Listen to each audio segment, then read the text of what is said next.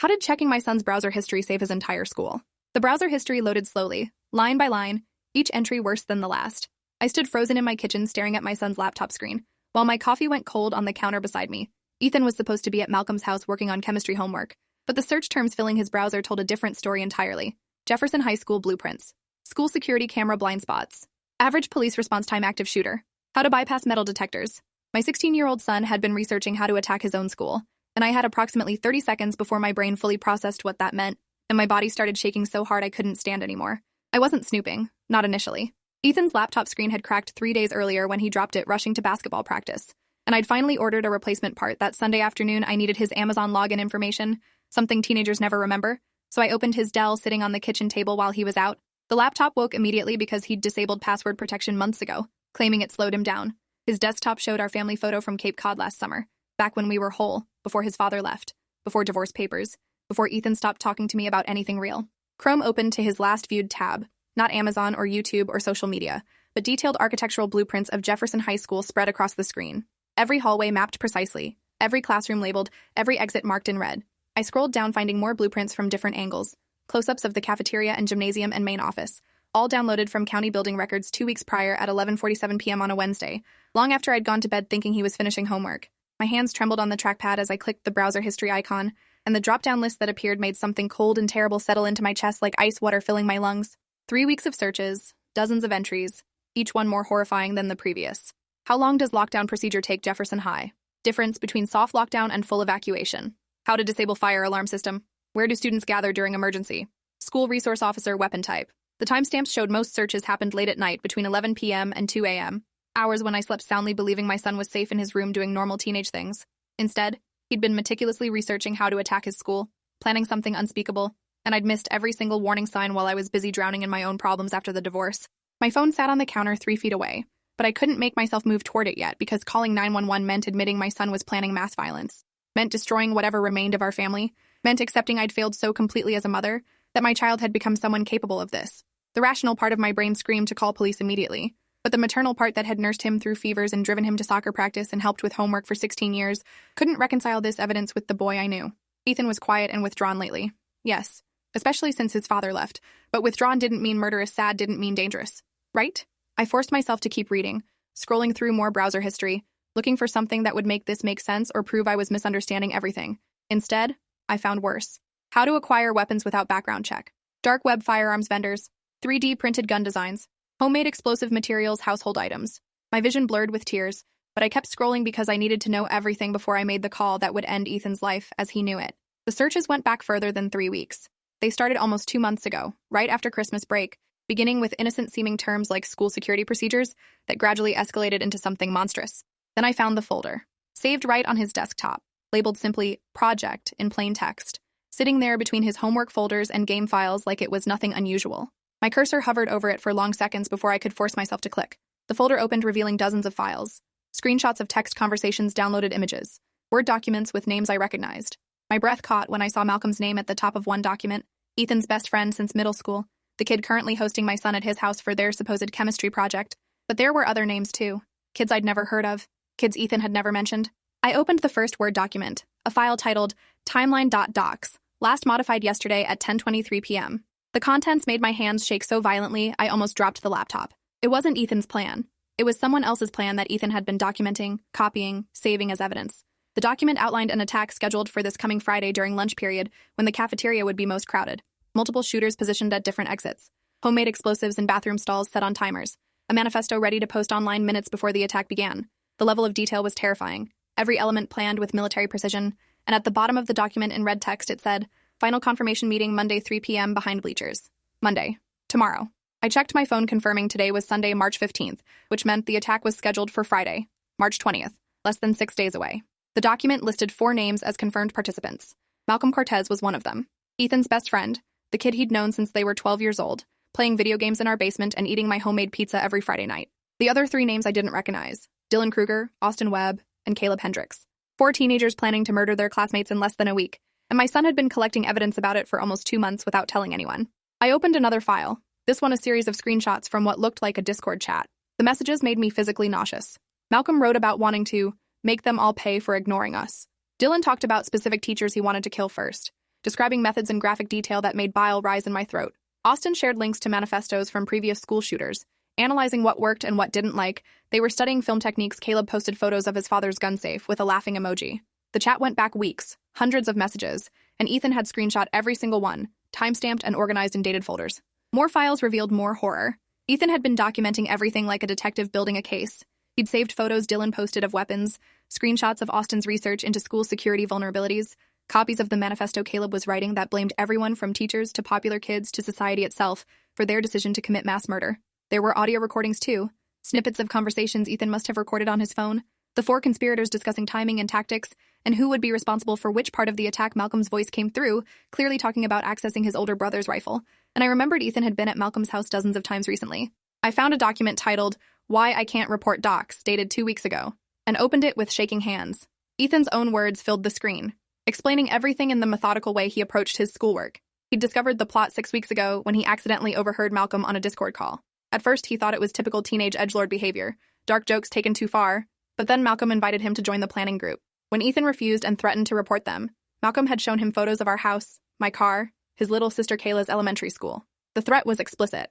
If Ethan told anyone, Malcolm's older brother Vincent would handle our family first. Then the attack would proceed anyway. Ethan had been trapped in an impossible position, knowing about planned mass murder but terrified that reporting it would get his family killed before police could prevent anything. So he'd taken a different approach, one that probably seemed reasonable to a 16-year-old operating in constant fear.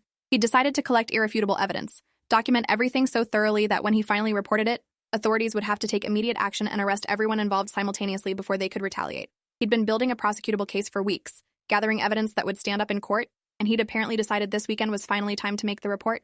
That's why he was at Malcolm's house, not for chemistry homework, but for one final intelligence gathering session before going to police. My phone rang, Ethan's name lighting up the screen, and I answered without thinking. His voice came through tight with stress. "Mom, are you home? Don't leave the house. Lock all the doors right now." My free hand was already moving toward the deadbolt before I could respond. "Ethan, what's happening? I found your laptop. I saw everything. I know about Malcolm's plan." Silence stretched for 3 seconds that felt like hours. Then Ethan's voice came back smaller, younger, terrified. "Mom, they know I was collecting evidence. Malcolm found my backup files. They're coming to the house right now. Vincent is driving them. You need to call 911 immediately and tell them there are 4 armed people heading to our address. Do it now." The line went dead. My fingers fumbled dialing 911 while my other hand turned the deadbolt, and I ran through the house checking every window, every door, every possible entry point. The dispatcher answered on the second ring with the standard emergency greeting, and I started talking before she finished. "My name is Rebecca Turner. I live at 847 Maple Grove Drive. My son discovered a planned school shooting scheduled for Friday at Jefferson High School. The people planning it know he has evidence, and they're on their way to my house right now with weapons. I need police here immediately." My words tumbled out in a rush without punctuation or breath, and I heard the dispatcher's tone sharpen from routine to urgent. She asked questions rapid fire while I heard keys clicking in the background. How many suspects? What kind of weapons? How did I know they were coming? Where was my son? Was anyone else in the house? I answered everything I could while running upstairs to Kayla's room.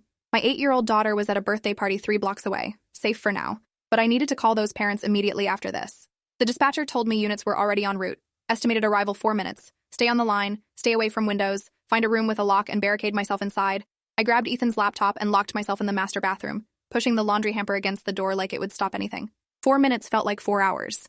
I told the dispatcher everything I'd found on Ethan's computer, describing the files and screenshots and recordings, explaining about the planned attack on Friday during lunch, giving her the names Malcolm Cortez, Dylan Kruger, Austin Webb, Caleb Hendricks. She relayed everything to responding units in clipped professional language that somehow made it all more real.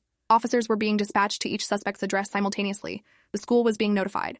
FBI was being contacted because planned school violence was federal jurisdiction. Everything was happening at once, the machinery of law enforcement mobilizing in response to my phone call, and I felt simultaneously relieved and terrified.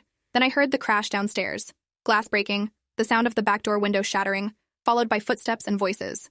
Male voices, young but trying to sound tough, and one of them was definitely Malcolm because I'd heard that voice 1,000 times in my house over the years calling Ethan to dinner or asking if we had more soda. The dispatcher heard it too and told me to stay completely silent. Help was 90 seconds away. Don't make any sound. I crouched in the bathtub fully clothed, holding Ethan's laptop against my chest like a shield, listening to them search the first floor. They were looking for the evidence, looking for any computers or phones or external drives that might contain what Ethan had collected. Malcolm's voice carried up the stairs, addressing me even though he didn't know where I was hiding. "Mrs. Turner, we know you're here. We just want Ethan's laptop and his phone. Give us those and we leave. Nobody gets hurt. We're not here to hurt you." His tone was reasonable, almost friendly, the same tone he'd used asking for snacks, but the words were a lie because I'd read their manifesto. I'd seen their plans. They'd already decided violence was necessary, and witnesses were liabilities. If they found me, I was dead, evidence destroyed, and the attack would proceed Friday as planned with nobody to stop it, because Ethan's documentation would be gone. More footsteps, heavier ones, and an older voice I didn't recognize. Check upstairs. Find the laptop. We've got maybe 3 minutes before cops show up. That must be Vincent, Malcolm's older brother, the one they'd threatened would hurt my family. At least mid-20s from the sound of his voice. Old enough to know better than helping teenagers plan mass murder, but apparently lacking that basic moral compass. I heard them climbing the stairs, boots on hardwood, splitting up to search different rooms. One set of footsteps headed toward Ethan's room, another toward Kayla's. A third stopped right outside the master bedroom where I was hiding in the locked bathroom. The doorknob rattled. Bathroom's locked. She's probably in here. Malcolm's voice right outside, separated from me by one hollow core door, and a flimsy hamper. I stopped breathing entirely, pressing myself into the corner of the bathtub, praying the dispatcher could hear everything for the recording that would matter if I didn't survive this. Mrs. Turner, please be reasonable. Open the door. We're not going to hurt you. We just need Ethan's computer. He has files that belong to us, private conversations. You understand privacy, right? Just slide the laptop under the door and we'll leave right now. You'll never see us again. I stayed silent because the dispatcher had told me to, and because I didn't trust my voice not to shake. The doorknob rattled harder, then I heard a boot impact against the door once, twice, the wood starting to splinter around the lock. They were coming in whether I cooperated or not, and I had maybe 10 seconds before they broke through. The laptop felt heavy in my arms, containing the only evidence that could stop Friday's attack, proof of everything they'd planned. If they got it, if they destroyed it, would police even believe my story? Would they take the word of a divorced single mother claiming her son discovered a school shooting plot? Or would they dismiss it as paranoid delusion? Sirens cut through the air outside, multiple vehicles from the sound of it, growing rapidly closer. The boot impacts on the bathroom door stopped immediately. Vincent's voice from downstairs shouted for everyone to abort. Get out now, go out the back. Footsteps thundered back down the stairs, fast and panicked, and I heard the back door slam open. The sirens reached the front of the house and cut off abruptly, replaced by car doors opening and shouted police commands. Everyone on the ground. Hands where we can see them. Do not move. I stayed frozen in the bathtub, clutching the laptop, listening to chaos unfold in my front yard. The dispatcher told me officers had the suspects contained outside, more units arriving to secure the scene. Was I injured? Could I exit the bathroom safely? I pushed the hamper away with shaking legs and unlocked the door, emerging into my bedroom that looked exactly how I'd left it that morning, except now it represented the space where I'd almost died. The master bedroom door hung open, and I could see down the hallway to Ethan's room where they'd clearly been searching, drawers pulled out, papers scattered. I walked downstairs on autopilot, still holding the laptop, and opened the front door to find 6 police cars parked across my lawn and street, lights flashing, and 4 figures face down on my driveway in handcuffs. Malcolm looked smaller than I remembered, skinny and young and terrified. Nothing like the mastermind of mass murder he'd been planning to become. Dylan and Austin were both bigger, athletic builds. One wearing a Jefferson High football hoodie that seemed obscenely normal given the circumstances. Caleb was crying, actual tears running down his face into the concrete. Vincent was the oldest, maybe 26, with tattoos covering both arms and an expression of absolute rage directed at me standing in my doorway. An officer approached asking if I was Rebecca Turner, and I nodded mutely, handing over the laptop when he requested it. He walked it to an unmarked sedan where 2 people in FBI windbreakers were already setting up. Another officer, a woman with kind eyes and sergeant stripes, guided me to sit on my front steps while she asked questions. Was I hurt? Had they touched me? Had they made specific threats? Where was my son currently? I answered mechanically, explaining Ethan was still at Malcolm's house, or maybe not. Maybe he'd run when he realized they'd discovered his evidence collection. Maybe he was hiding somewhere safe. She radioed for units to check Malcolm's address and locate Ethan, then sat beside me and said the words that made everything real. Mrs. Turner, you potentially saved hundreds of lives today. Your son collected evidence of a credible, imminent threat that we can now prevent. You did everything right. But I hadn't done anything right. I'd missed every sign that my son was living in fear for weeks.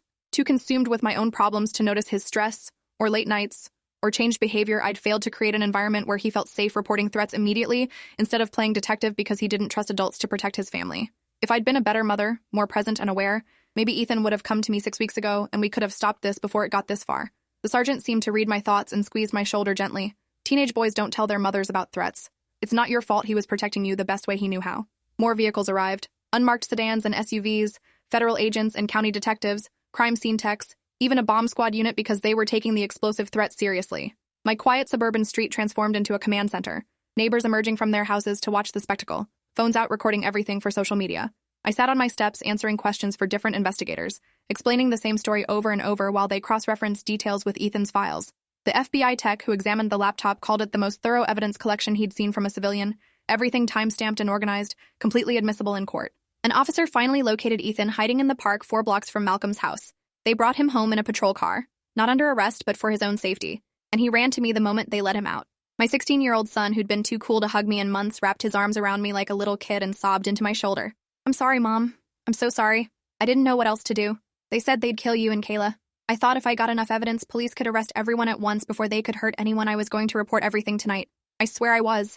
I just needed one more day to make sure I had everything.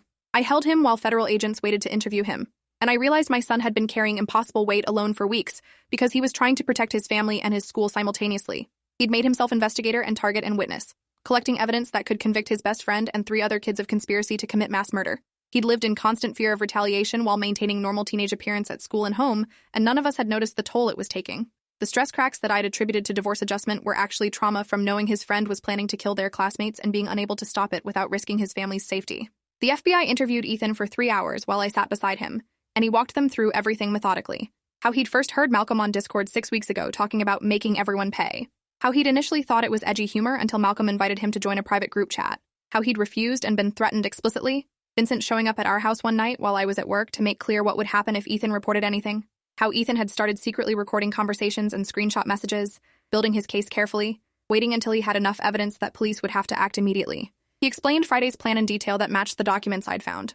4 shooters positioned at cafeteria exits during second lunch when 600 students would be packed together, homemade pipe bombs and bathroom stalls set to explode at 12:15, creating chaos and drawing resource officers away from the cafeteria. The manifesto ready to post at 12:10, giving them 5 minutes of infamy before the attack began. Malcolm had stolen his brother's AR-15 and hidden it in his locker on Friday morning when Vincent would drop it off. Dylan had acquired a shotgun from his grandfather's house, Austin, and Caleb had handguns obtained through private sales that didn't require background checks. They'd test-fired everything at a gravel pit outside town 2 weeks ago, and Ethan had recorded the audio on his phone. The evidence was overwhelming. Everything Ethan collected corroborated federal agents' findings when they searched the suspects' homes that evening.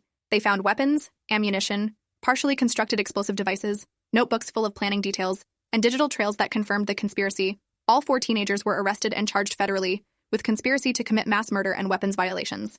Vincent faced additional charges for providing firearms to minors and making terroristic threats. The prosecution had an airtight case built entirely on Ethan's documentation, evidence collected by a scared 16-year-old who'd managed to stay calm under pressure for weeks.